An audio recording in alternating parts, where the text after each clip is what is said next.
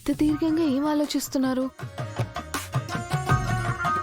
ఆ, నీకెందుకే బాగి తింగర్ దాంట్లో తిట్టించుకోవడానికి కాకపోతే.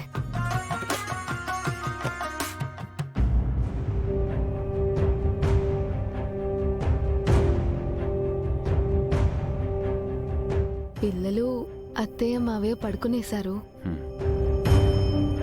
నేను కూడా పడుకుంటున్నా.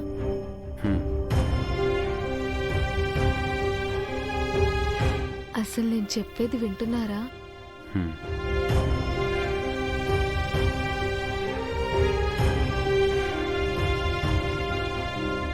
ఏమండి,